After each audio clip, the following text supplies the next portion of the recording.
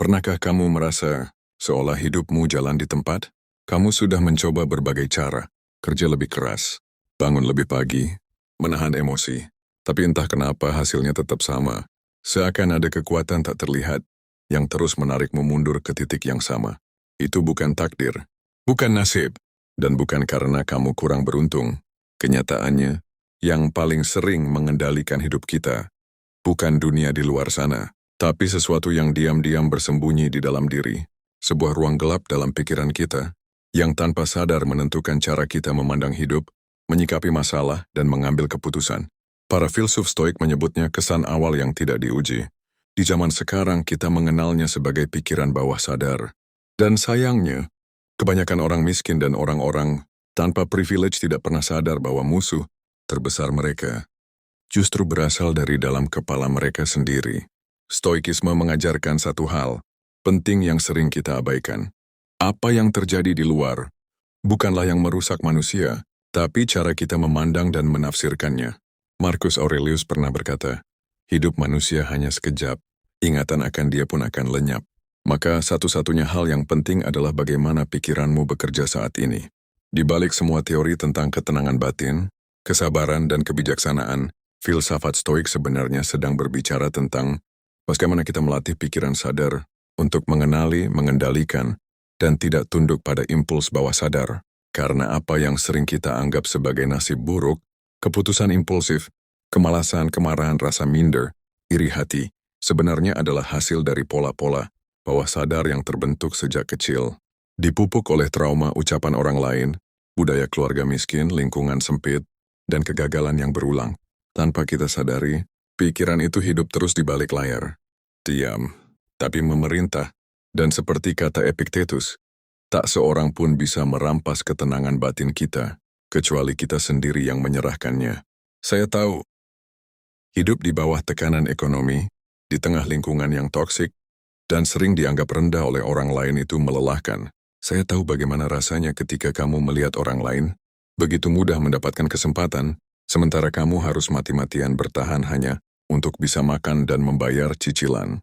Saya tahu, pagi-pagi kamu harus pura-pura kuat, siang kamu bekerja tanpa bisa benar-benar menikmati hasilnya, dan malam kamu terbaring di kasur bertanya, salah apa saya sampai hidup seperti ini?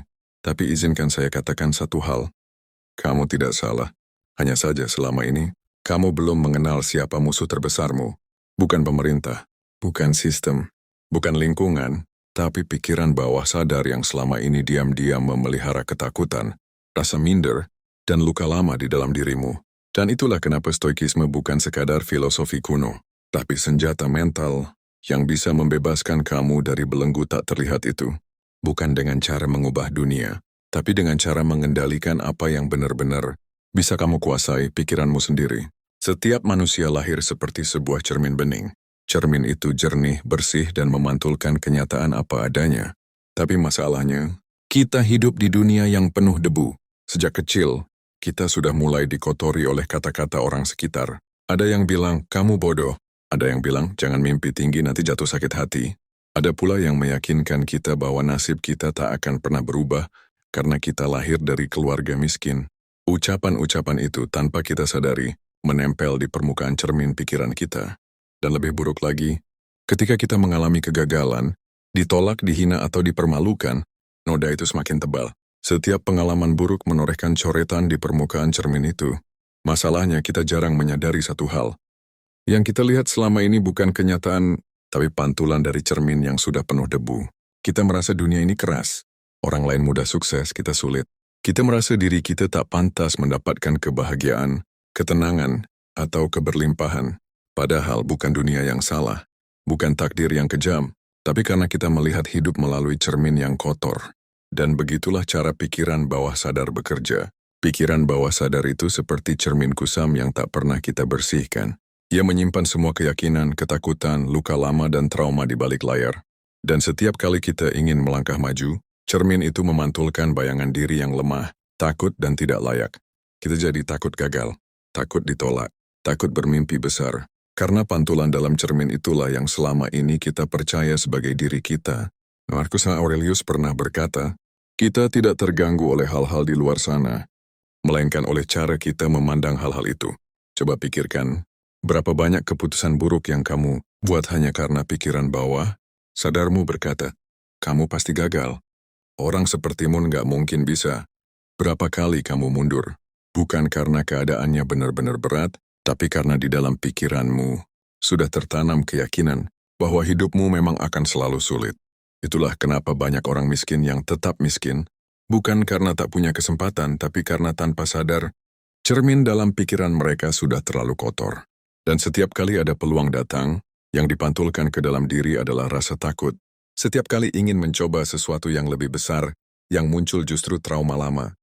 Dulu pernah gagal, jangan-jangan sekarang juga. Stoikisme bukan sekadar mengajarkan kita untuk kuat menghadapi kenyataan, tapi juga untuk berani menghadap ke cermin itu, melihat noda-noda lama, dan mulai membersihkannya pelan-pelan. Bukan dengan menyalahkan orang tua yang dulu berkata buruk, bukan dengan menyesali kegagalan di masa lalu, tapi dengan menyadari bahwa kita punya kuasa untuk memutus rantai itu sekarang. Karena pikiran bawah sadar itu bekerja lewat kebiasaan. Semakin sering kita membiarkan pikiran negatif masuk, semakin tebal debunya.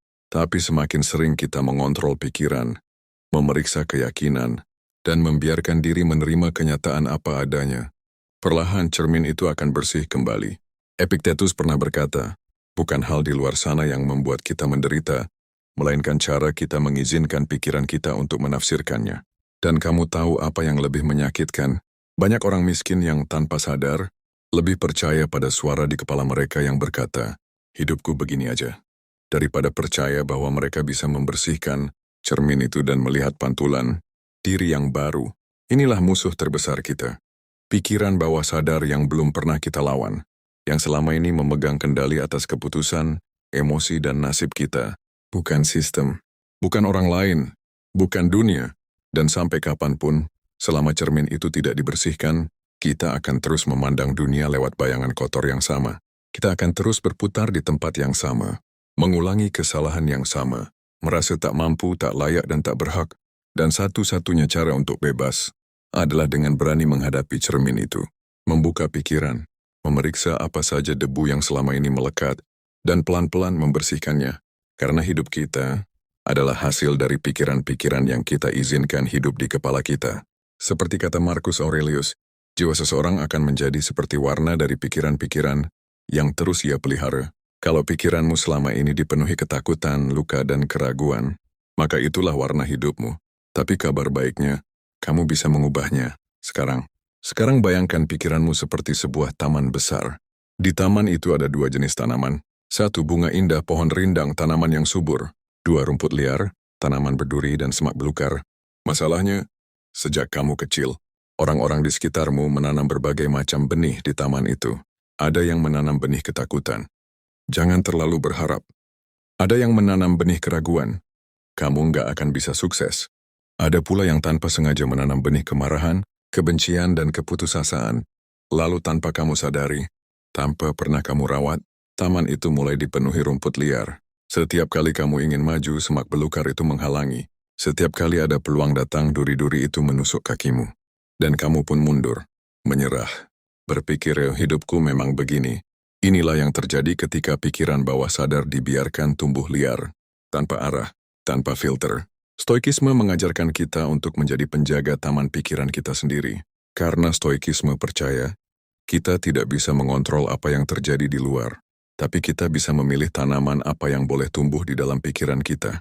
Marcus Aurelius bahkan pernah menulis, jangan biarkan pikiran buruk berakar di taman jiwamu, karena ia akan menumbuhkan penderitaan. Jadi bagaimana caranya membersihkan taman pikiran itu? Bagaimana caranya menghadapi pikiran bawah sadar yang selama ini dipenuhi sampah dan rumput liar? Ada beberapa prinsip stoikisme yang bisa kamu latih mulai hari ini. Sadari bahwa kamu punya kuasa memilih. Kita mungkin nggak bisa mencegah orang berkata buruk. Kita nggak bisa mengubah masa lalu. Tapi kita selalu bisa memilih pikiran mana yang ingin kita rawat dan pikiran mana yang harus kita cabut dari taman itu. Setiap kali muncul pikiran negatif, aku pasti gagal. Aku nggak layak. Tanyakan, apakah ini benar? Atau hanya suara masa lalu yang pernah ditanamkan orang lain? Stoikisme menyebutnya pemisahan antara hal yang bisa kita kontrol dan yang tidak. Kamu tidak bisa mengontrol masa lalu, tapi kamu bisa mengontrol pikiran Apa yang kamu izinkan tumbuh sekarang? 2. Lakukan journaling pikiran. Para filsuf stoik seperti Marcus Aurelius rutin menulis jurnal setiap malam. Mereka mencatat pikiran buruk apa yang muncul hari itu, perasaan apa yang dominan, dan apa pelajaran yang bisa dipetik. Tujuannya satu, agar kita sadar apa yang sebenarnya ada di taman pikiran kita. Kalau kamu nggak pernah periksa taman itu, kamu nggak akan tahu tanaman liar apa saja yang sudah tumbuh selama ini. Buat kebiasaan menulis. Setiap malam tulis, pikiran negatif apa yang muncul hari ini. Apa yang membuatku takut? Apa yang membuatku ragu? Apakah itu benar atau hanya suara lama dari pikiran bawah sadarku? Dengan cara ini, kamu sedang mencabut satu demi satu rumput liar yang selama ini tumbuh tanpa kamu sadari. 3. Tanam pikiran positif dengan kesadaran penuh. Banyak orang berpikir cukup dengan afirmasi positif masalah selesai. Padahal afirmasi tanpa kesadaran adalah omong kosong. Stoikisme mengajarkan bukan hanya berkata aku kuat, tapi juga bertanya, kenapa aku percaya aku kuat? Karena ketika pikiran bawah sadar diberi alasan yang masuk akal, ia akan mulai menerima benih baru itu.